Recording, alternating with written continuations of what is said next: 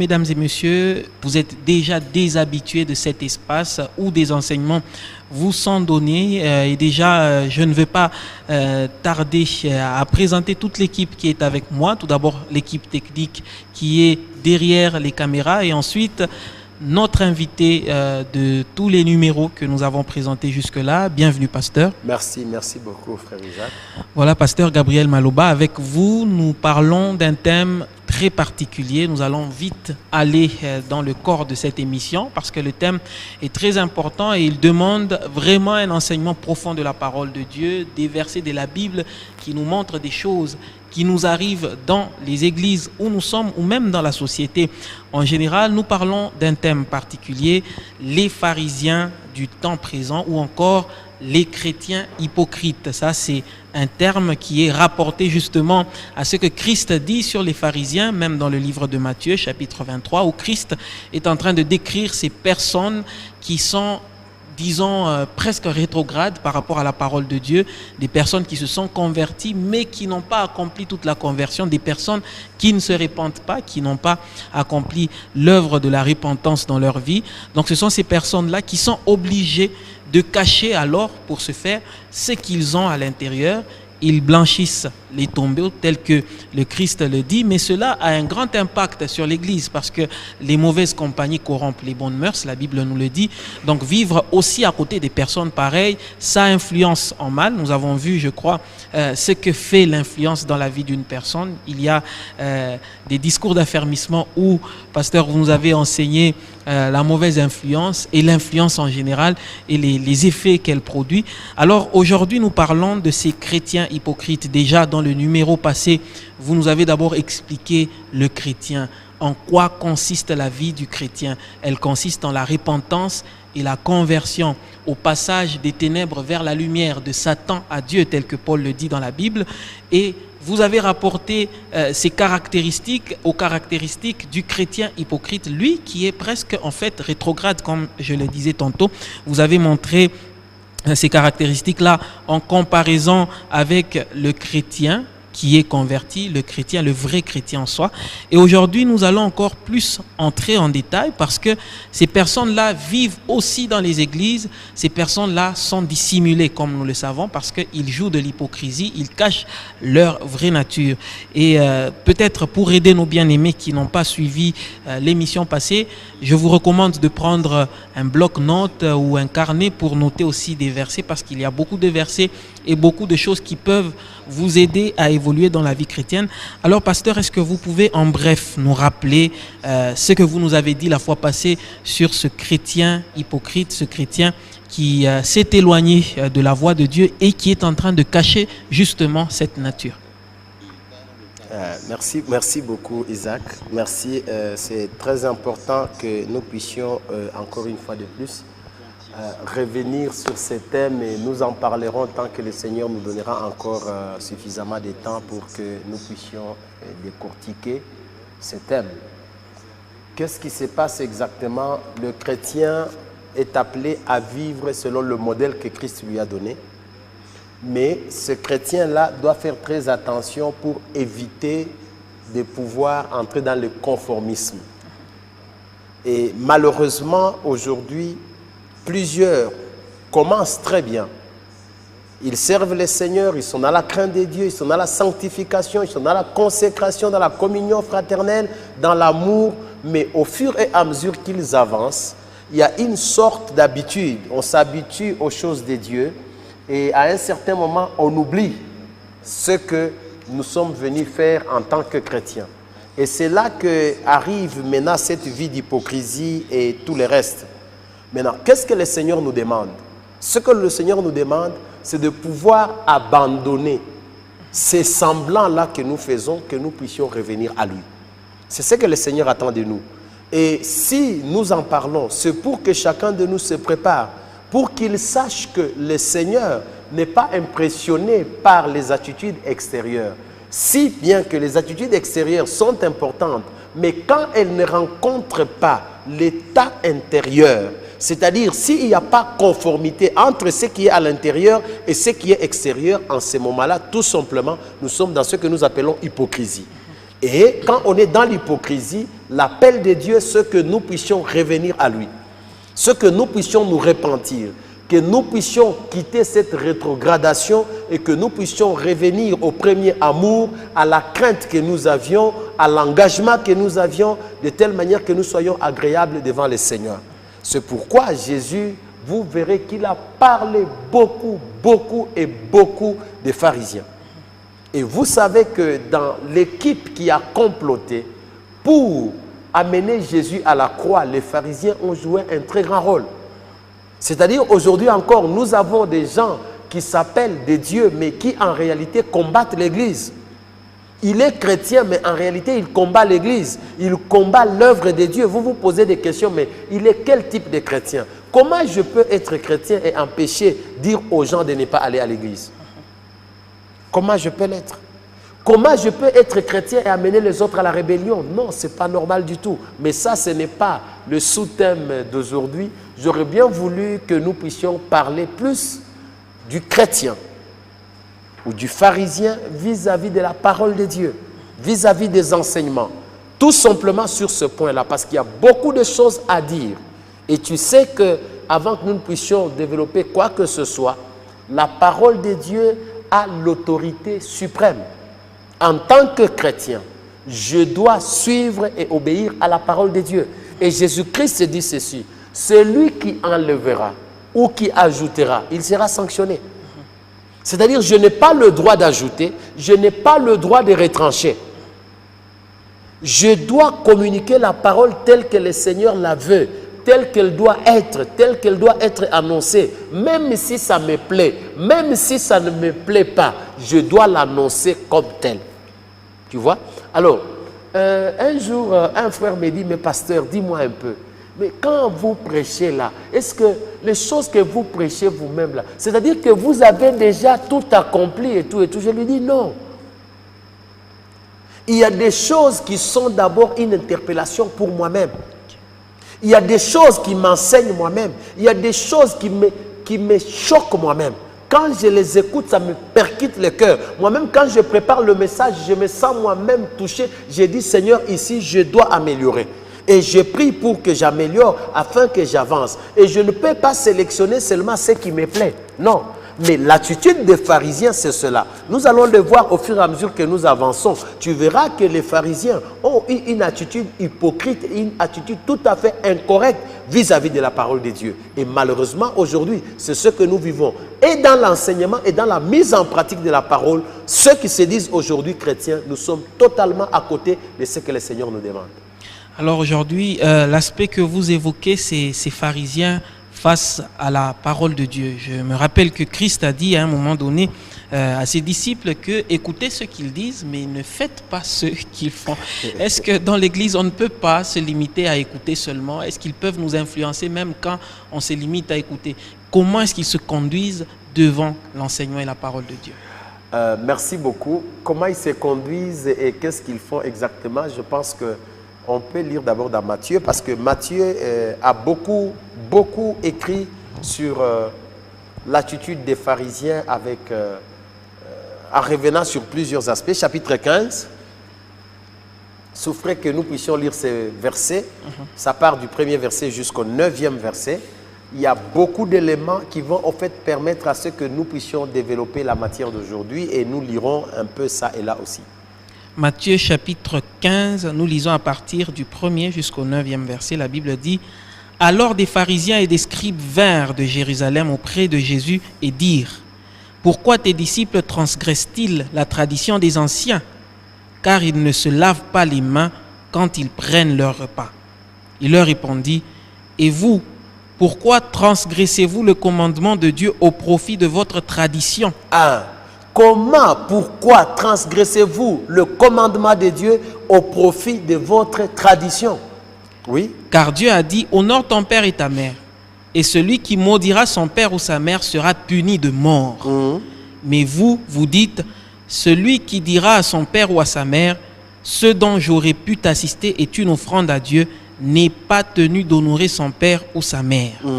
Vous annulez ainsi la parole de Dieu au profit de votre tradition. Hypocrite, Ésaïe a bien prophétisé sur vous quand il a dit: Ce peuple m'honore des lèvres, mais son cœur est éloigné de moi. C'est en vain qu'il m'honore en enseignant des préceptes qui sont des commandements d'hommes. Ça, c'est le verset 9. Ok. Merci beaucoup. Quand Jésus est avec ses disciples, d'ailleurs, dans les numéros prochains, nous parlerons des questions des pharisiens. Parce qu'ils en ont posé beaucoup à Jésus.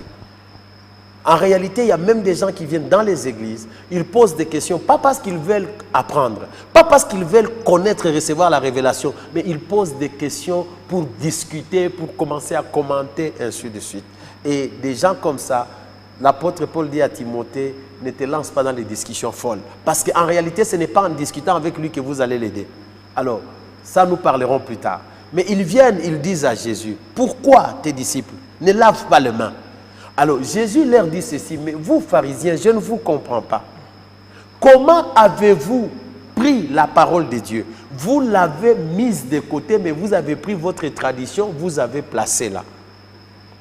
Qu'est-ce que les pharisiens ont fait? Ils disent aux hommes, au lieu qu'ils assistent leurs parents, parce que la Bible dit, honore ton père et ta mère. J'aime beaucoup la suite logique de tout ce que ceux qui nous suivent, en tout cas, ils comprennent qu'il y a une certaine suite logique. Nous avons dit que les enfants sont un don pour leurs parents. Et en tant que don, ils doivent leur rendre les honneurs qui leur sont dus. En d'autres termes, ce que les parents ont fait, les enfants à leur niveau aussi doivent les rendre à leurs parents. Ils doivent faire certaines choses. Alors, Dieu dit ça. Il dit, enfant, honore ton père et ta mère. Maintenant, les pharisiens disent ceci. Si ce que tu devais utiliser pour honorer ton père et ta mère, tu les déclares offrande à l'Éternel, tu es exempté de faire ça. Tu comprends? En d'autres termes, comme ce que tu vas déposer va aller à l'église et que c'est eux qui sont là-bas, ce sont eux les bénéficiaires de ce que tu vas déposer, ils t'amènent à désobéir à Dieu pour qu'eux profitent. Et ils prennent leurs traditions, c'est-à-dire les habitudes qui se sont érigées en règles, certaines pratiques qui se sont érigées en principe de vie. Ils mettent ça au devant de la parole de Dieu. Et aujourd'hui encore, tu te rappelles dans l'émission passée, je pense, j'ai dit que va dire un jour à un chrétien, serviteur de Dieu, responsable berger, tu lui dis, écoute, j'ai cet argent, je voulais donner ça à maman, mais je sens qu'à l'église, il y a un travail qu'il faut faire. Tu vas voir ce qu'il va te dire. Il va te dire, mon frère, il faut s'aimer dans la bonne terre. Pourquoi? Parce qu'en réalité, il voit un intérêt immédiat à lui. Va lui dire que je voulais offrir cette voiture à mon père pour qu'il roule dedans. Mais je sens une conviction qu'il faut que je donne ça à l'église. Il va te dire donne à l'église, il ne va pas te dire va honorer ton père. Pourquoi? Parce que tout simplement, il voit un intérêt immédiat. C'est ainsi qu'aujourd'hui, la parole de Dieu est altérée à cause des intérêts quelconques, à cause des traditions, à cause des habitudes, à cause de certaines pratiques qui se sont érigées en règles. Et les pharisiens étaient comme ça. Alors Jésus dit, Ésaïe a bien prophétisé sur vous. Il dit, ce peuple m'honore de la bouche, mais son cœur est loin de moi. Ça signifie quoi exactement?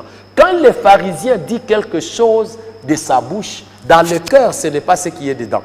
Donc il n'y a pas une conformité entre ce qui sort de sa bouche et ce qui vient du cœur. Il y a vraiment une différence totale. Dans le cœur, il y a autre chose, mais de la bouche, il dit autre chose. Tu te rappelles au début de l'émission, je pense, j'ai dit à un frère, j'ai dit, si nous pouvions enregistrer nos prières, éternel Dieu, je te rends gloire, toi tu es mon Seigneur, tu es mon appui, tu es mon rocher. Tu es tout pour moi, Seigneur. Mais la personne qui te dit qu'il est tout pour moi, ce n'est qu'une récitation. La vraie réalité, la vraie attitude, c'est qu'il a un plan B. En réalité, ce qu'il dit là, c'est le plan A. Parfois, il oublie même qu'il a dit ça. Et quand tu lui répètes ça, c'est ce que j'ai dit. Pourquoi? Parce que nous sommes habitués comme ça. Parfois, ce sont des prières, des récitations. Nous ne les disons pas avec notre cœur. Maintenant, comme nous sommes sur l'attitude vis-à-vis de la parole de Dieu, qu'est-ce que les pharisiens font? les chrétiens d'aujourd'hui, il prend ses traditions, il prend ses coutumes, il prend ses pratiques de famille ou ancestrales, il cherche à supplanter la parole de Dieu. J'ai dit au début que la parole de Dieu reste la parole de Dieu. Qu'elle me plaise ou qu'elle ne me plaise pas, que je sois d'accord ou que je ne sois pas d'accord, elle garde l'autorité de la parole de Dieu. Je ne dois pas la déformer pour l'adapter à moi. Je ne dois pas la déformer pour lui donner une autre connotation. Ici, je parle du chrétien.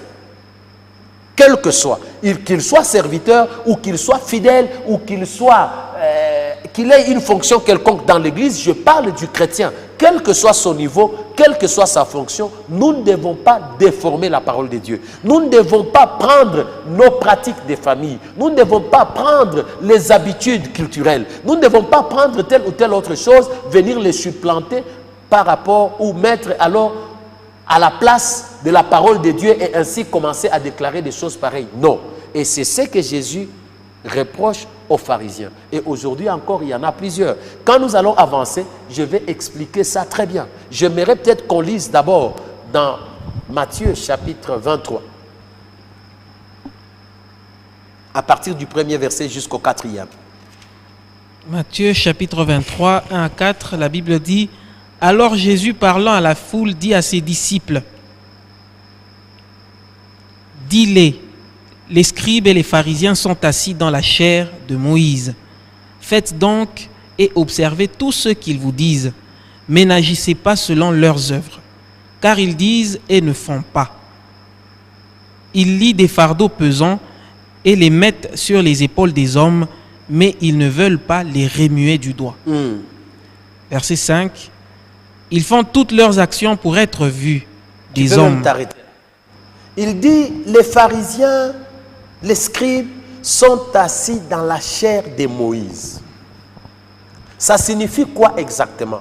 Ils ont pris le rôle d'enseignants. Ils ont pris le rôle de communiquer la parole. Parce que Moïse avait le rôle d'enseigner le peuple sur les voies et les principes du Seigneur. Maintenant, les pharisiens et les scribes ont pris cette place-là.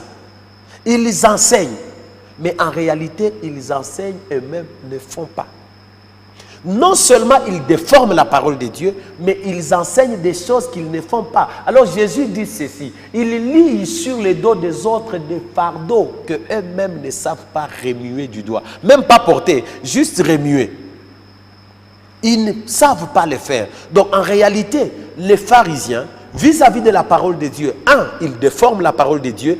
Deux, ils annoncent les choses qu'ils ne font pas. La mise en pratique est difficile. C'est ainsi que tu verras quelqu'un avec sa Bible. Tu poses la question: ma soeur, la parole de oui. D'ailleurs, moi, j'ai ma Bible. J'ai ma Bible avec moi. La Bible est dans le sac. Mais oui, c'est vrai, la Bible peut être dans le sac. Mais est-ce que ce que la Bible dit, c'est ce que je fais? Comment je peux avoir la Bible dans le sac et aller me prostituer? Comment je peux avoir la Bible dans le sac et mentir? Comment je peux avoir la Bible dans le sac et aller faire des choses que la Bible condamne? Comment je peux avoir la Bible dans le sac et aller faire des choses répréhensibles? Donc en réalité, l'attitude des pharisiens, c'était une déformation de la parole et ensuite c'était une non-mise en pratique de la parole. Ils connaissaient mais ils ne mettaient pas en pratique. Alors Jésus dit quoi? Faites ce qu'ils vous disent, mais ne faites pas ce qu'ils font. Parce que si vous les imitez dans ce qu'ils font, et là tu verras la différence entre Paul et les pharisiens. Paul dit quoi? Soyez mes imitateurs comme moi je le suis du Christ. En d'autres termes, j'enseigne. Et il va même plus loin. En tout cas, l'apôtre Paul est un modèle. Il dit ceci: je traite durement mon corps. Je le tiens assujetti, pour ne pas être rejeté moi-même après avoir prêché à d'autres. Ça signifie qu'il avait conscience que si je ne règle pas ma conduite, si je ne me fais pas violence, je peux prêcher à d'autres et moi-même être rejeté. Mais aujourd'hui, qu'est-ce que nous faisons? Qu'est-ce que nous faisons en tant que chrétiens? C'est là qu'il y a le problème. C'est là que nous devons comprendre quelle est l'attitude que nous devons adopter. Il ne s'agit pas de celui qui est haut gradé dans l'église. Il ne s'agit pas de celui qui est moins gradé. Ici, nous parlons aux chrétiens tout simplement. Tu es chrétien, tu as choisi de marcher avec le Seigneur. Tu as voulu tailler ta vie par rapport au principe du Christ. Marche conformément à la parole de Dieu. N'altère pas la parole du Seigneur. Ne marche pas dans la crainte du Seigneur. Qui a une attitude hypocrite. Ma première réaction serait de lui faire des reproches. Écoute mon frère, pourquoi ça? Ne fais pas cela, ce n'est pas bon. S'il m'écoute, gloire au Seigneur, je l'ai gagné. Mais s'il ne m'écoute pas, j'ai le devoir et la responsabilité de l'aider une fois de plus. Je peux approcher une deuxième personne. Regarde, cette sœur ici, elle s'appelle chrétienne, elle chante dans la chorale, elle est à l'intercession, mais elle se prostitue. Regarde ses frères, il est chrétien, il est interprète. Regarde, il est choriste, il chante dans l'église, il est à l'évangélisation. Mais regarde, il est toujours derrière les petites filles. Si on lui reproche et qu'il n'écoute pas, la résolution c'est quoi? Il faut éviter ses voix à lui, parce qu'il risque de vous contaminer. C'est ce que nous avons dit l'autre fois. Dis-moi qui tu fréquentes, je te dirai qui tu es. C'est cette attitude qu'il faut adopter. Alors, Jésus va plus loin. Ça, j'aimerais peut-être que nous puissions lire dans Matthieu 16. Matthieu 16. À partir du 5e verset. Matthieu 16. C'est tout simplement pour renchérir par rapport à la question que tu as posée. À partir du 5e verset. Matthieu 16, à partir du 5e verset, la Bible dit: les disciples, en passant à l'autre bord, avaient oublié de prendre des pains.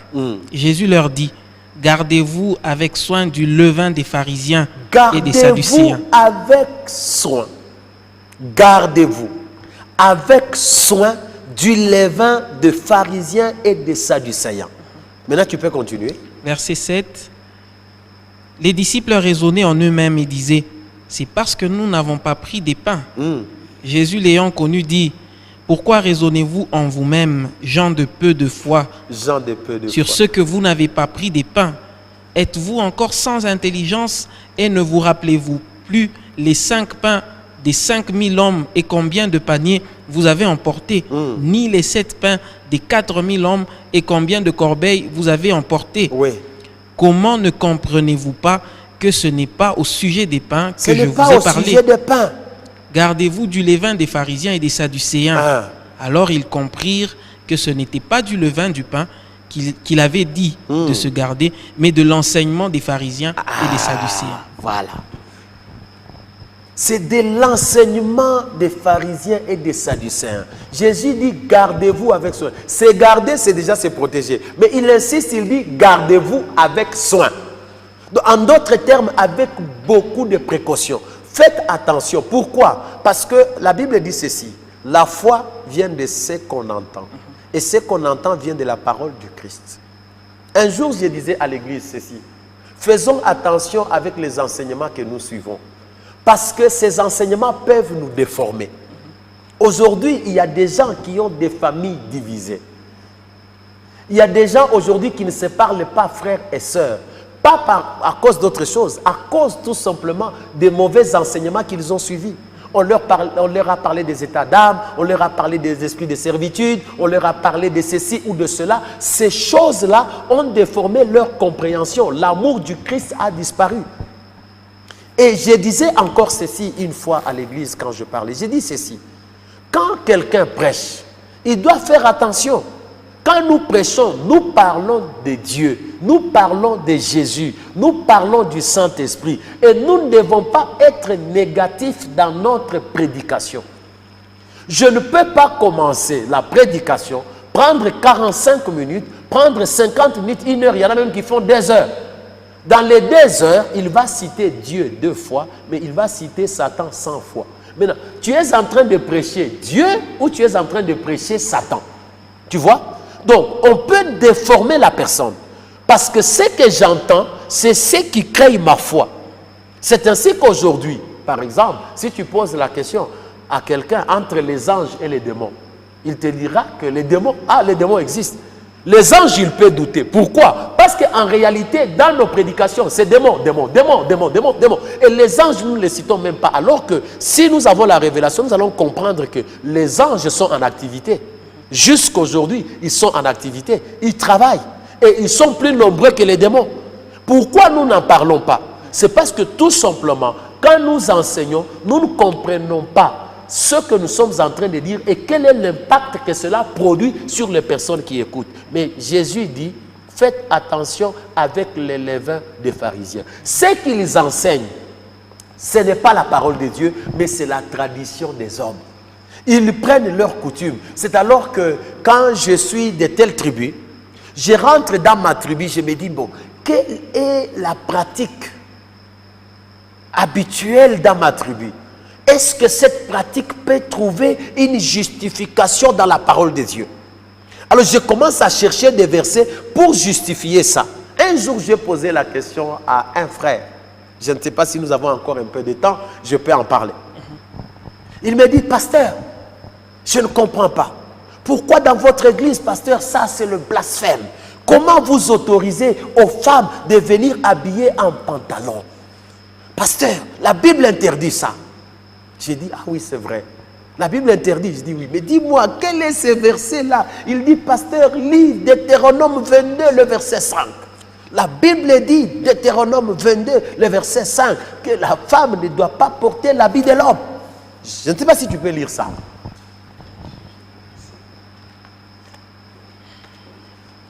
Nous sommes donc dans Deutéronome, chapitre 22. Verset 5. Deutéronome 22, 5, la Bible dit, « Une femme ne portera point un habillement d'homme, et un homme ne mettra point des vêtements de femme, car quiconque fait ces choses est en abomination à l'Éternel ton Dieu. » Il me dit, pasteur, c'est en abomination. Je lui dis, oui frère, c'est vrai, tu as raison, je te comprends. Mais tous les problèmes, c'est quoi? C'est l'enseignement qu'il a reçu. On dit très bien que la femme ne portera pas l'habillement d'homme. Et l'homme aussi ne s'habillera pas d'habits de femme. Parce que la personne qui fait ça est en abomination. C'est dans l'Ancien Testament, n'est-ce pas? C'est dans les premiers livres qu'on attribue à Moïse, n'est-ce pas? J'aimerais que nous puissions lire un autre verset. Toujours dans les livres, cette fois-là de Lévitique.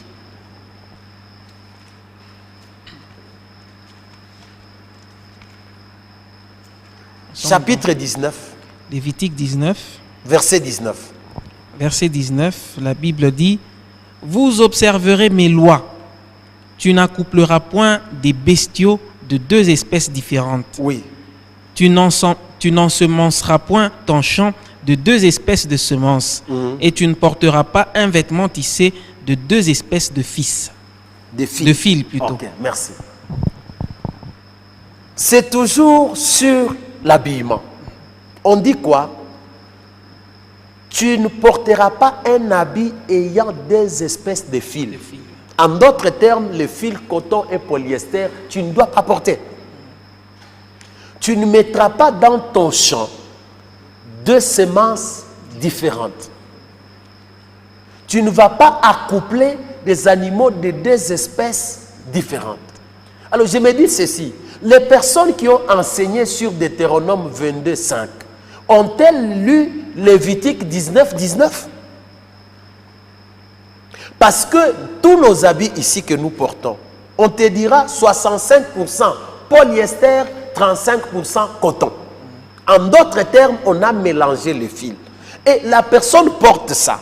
Elle vient à l'église, mais ensuite elle vous dit non, la femme ne doit pas porter l'habit de l'homme. C'est la Bible qui dit. Mais la même Bible dit que l'habit que tu portes là, tu ne dois pas être en abomination. Tu dois observer la loi que Dieu te demande. Je ne sais pas si tu comprends très bien. Quel est le problème? On est allé chercher, parce qu'aujourd'hui ce n'est pas le sujet, les pharisiens et la femme. Ça nous parlerons plus tard, parce que nous avons dit que nous allons décortiquer au fur et à mesure que nous avançons. Mais ici, nous sommes d'abord au niveau de l'enseignement. Pourquoi toi tu vas porter un habit qui a deux fils différents, même trois? Il y a nylon, polyester, coton et je ne sais pas moi quoi. C'est mis ensemble, tu portes. Et pourquoi, si c'est cela, pourquoi tu viens en chemise cousue en pagne? Tu vois, on achète des pagnes ici, wax hollandais ou je ne sais pas moi quoi, bazin et tout et tout. On confectionne une chemise. Si vous dites que le pagne c'est l'habit de la femme, pourquoi les hommes, ils viennent là, ils prêchent avec une chemise? Ils te disent non, non, cette chemise ici, c'est parce qu'on l'a cousue type d'homme. Ok. Mais il y a aussi des habits qui sont cousus pour les femmes. Même le pantalon. Si toi, l'homme, tu portes ça, tout le monde va se moquer de toi. Tu sortiras un Tintin, si je peux dire ainsi. Alors, quel est le problème exactement? Le problème, c'est qu'on est allé chercher dans la Bible certaines choses et on érige ça comme loi. Il n'y a personne qui ratera le ciel parce qu'il a porté un pantalon qui n'a pas porté un pantalon. Non, Dieu ne regarde pas aux habits. Ce qu'on demande, c'est que tu portes décemment, que tu portes d'une manière respectueuse. Même une jupe, elle peut être mauvaise pour une chrétienne parce que c'est une jupe qui, au fait, étale tout le corps.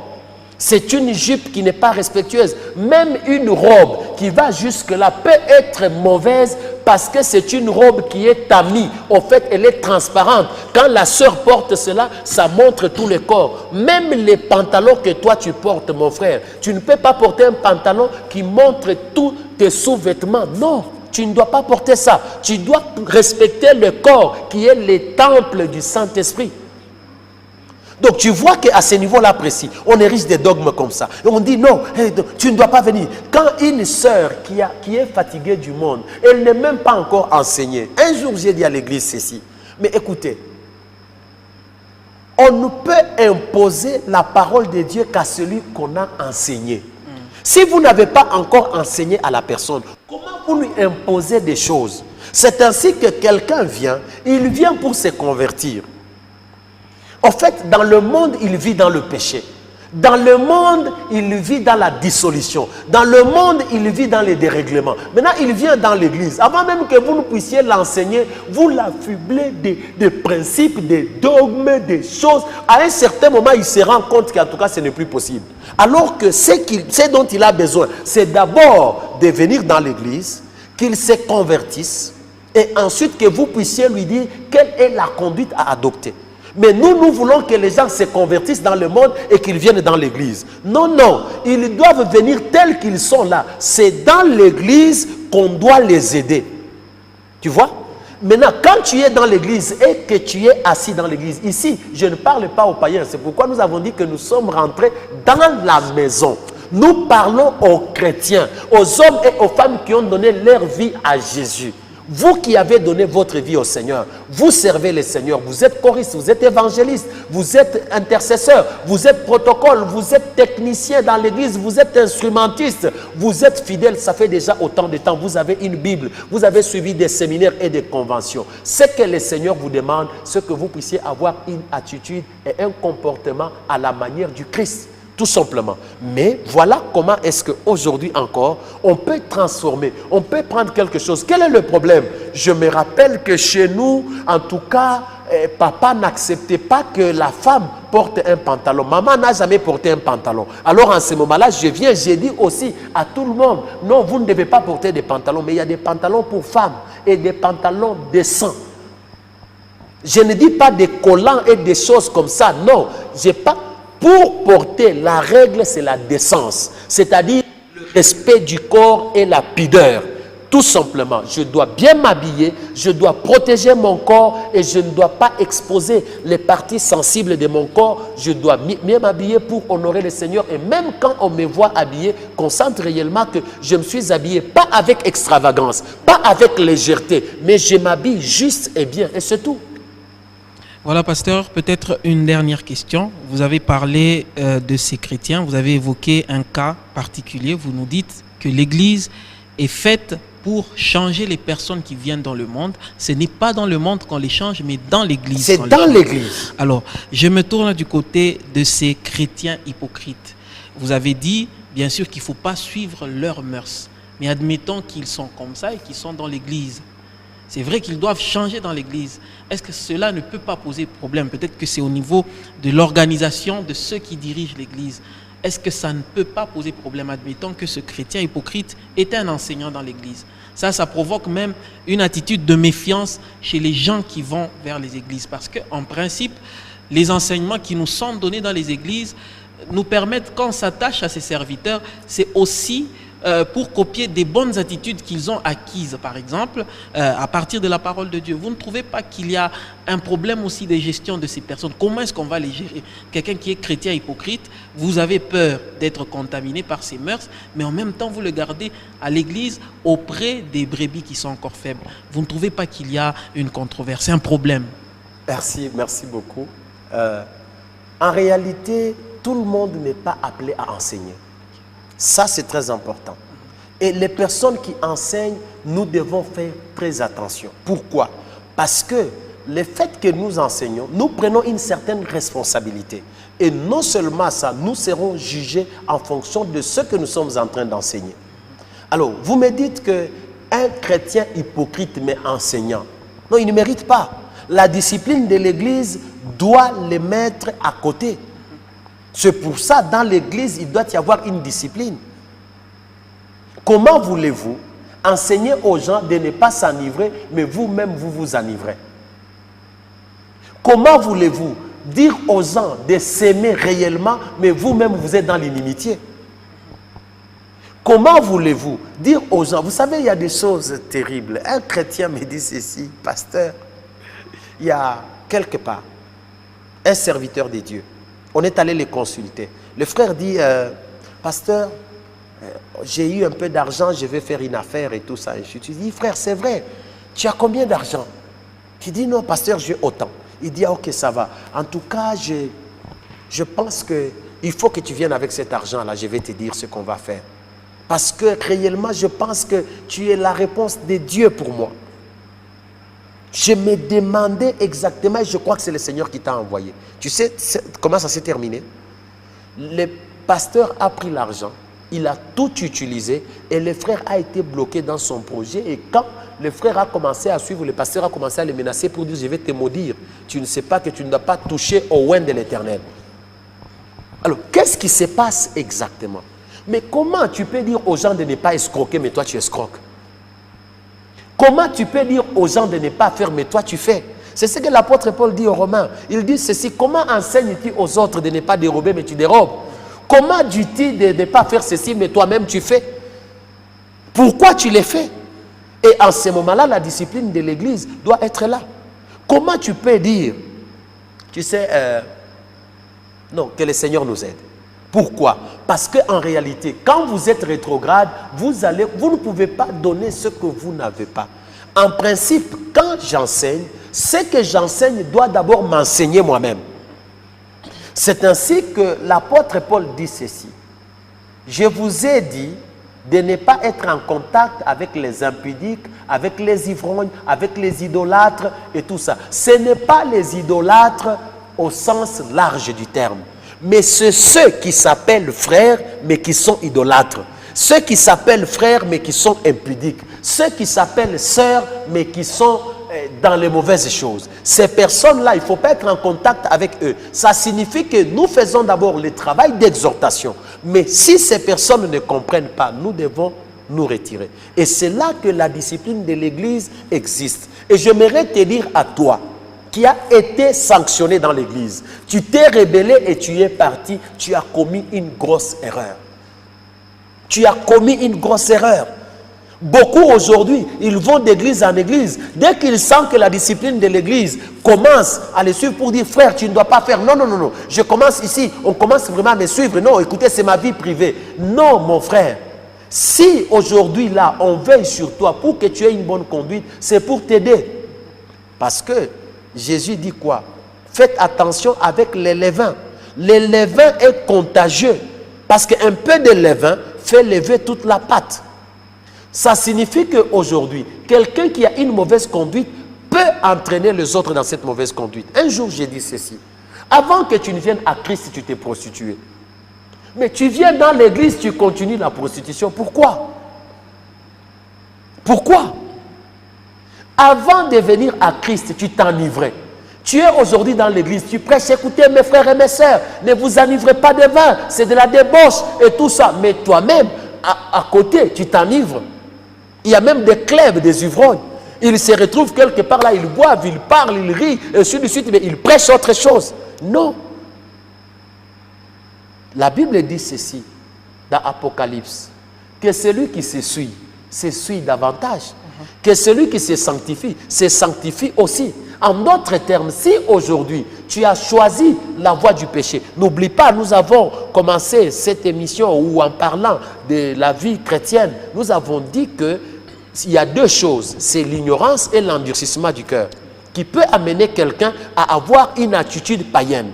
Si toi, c'est maintenant l'endurcissement du cœur, ne te dérange pas, au lieu de te cacher devant les hommes, c'est ça l'hypocrisie.